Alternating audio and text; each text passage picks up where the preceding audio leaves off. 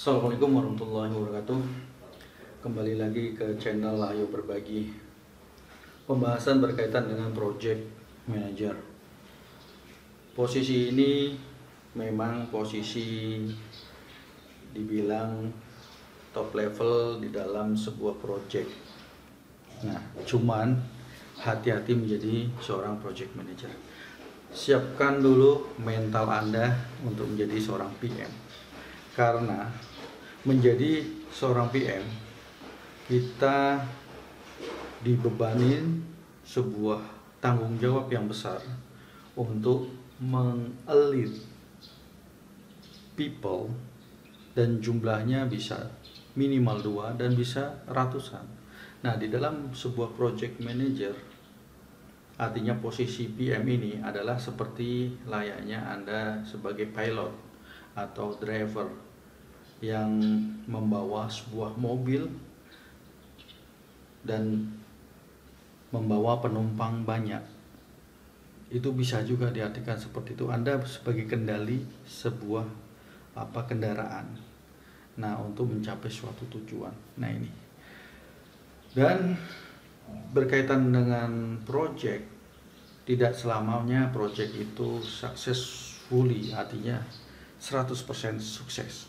Karena saya sendiri pernah ngalamin 2 kali project gagal.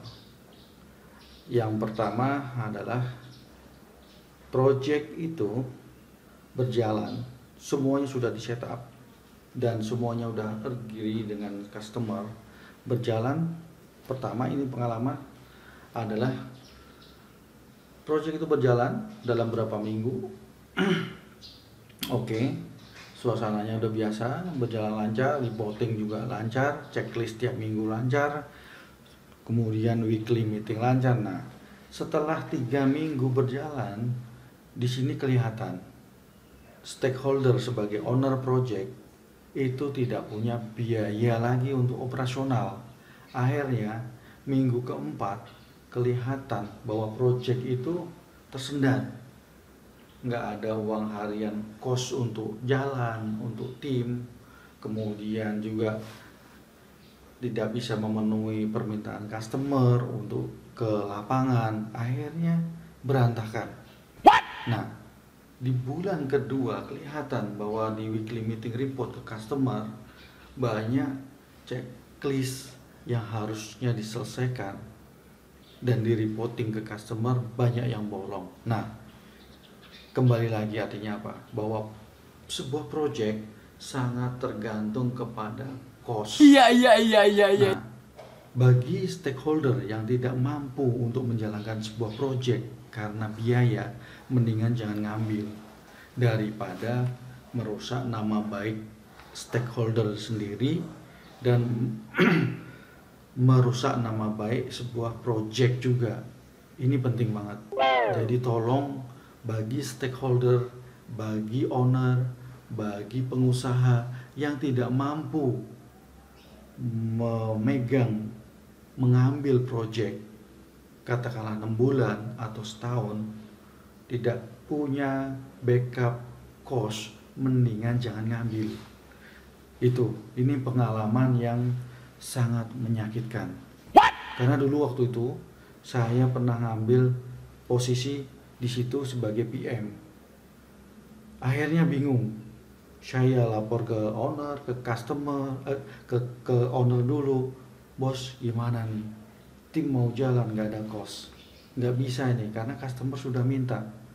Akhirnya di situ posisi PM yang paling berat. Di sisi lain diminta reportnya oleh customer, di sisi lain minta cost ke owner sebuah project, stakeholder.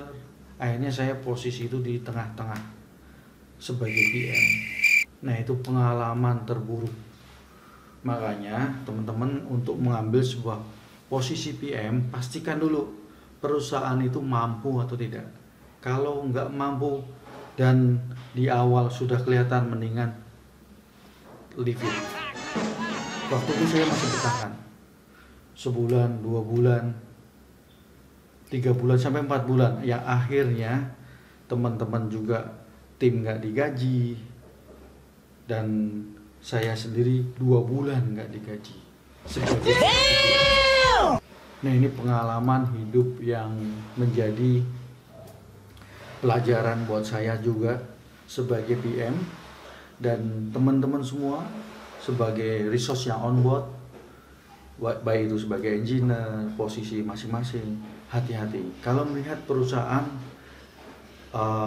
kelihatan bahwa sebulan tidak digaji, bulan kedua mendingan tinggalkan.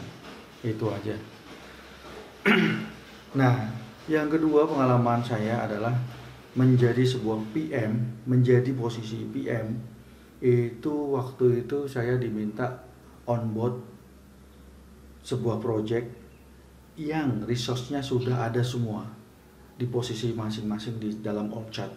Nah, kemudian saya tidak tahu satu sama lain orang-orang tersebut.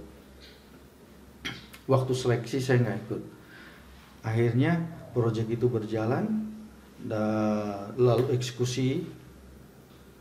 Pada saat peak projectnya dieksekusi, setelah after project eksekusi itu kelihatan bahwa si A nggak perform, si B nggak perform, si C nggak perform. Akhirnya resource yang ada sudah di setup di dalam org chart itu benar-benar tidak perform semua.